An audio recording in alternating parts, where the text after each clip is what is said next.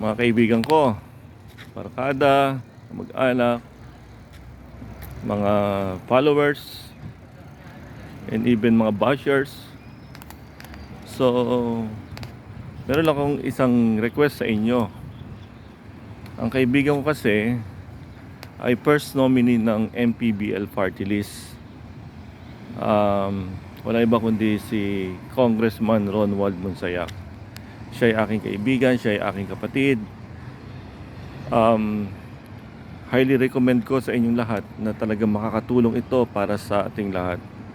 Ang MPBL party list ay isang party list na magbibigay ng isang level up na serbisyo, level up na proyekto para sa sports sa ating bansa.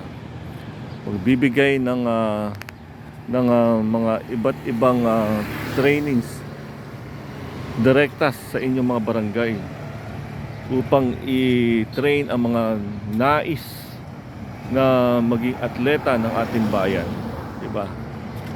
Bibigyan ng proteksyon ang ating mga atleta na lumalaban para mabigyan ng karangalan ng ating bansa. Magkakaroon ng isang party list na talagang tutugon sa pangangailangan ng bawat isa ng ating atleta. Ipaparamdam sa lahat ng batang Pilipino na mayroong nais sumuporta sa kanilang mga adhikain, nais sumuporta sa kanilang mga pangarap para maging isang atleta ng ating bayan. Bigyan natin ng pagkakataon ang MPBL party list number 77 at si Senator Manny Pacquiao number 50.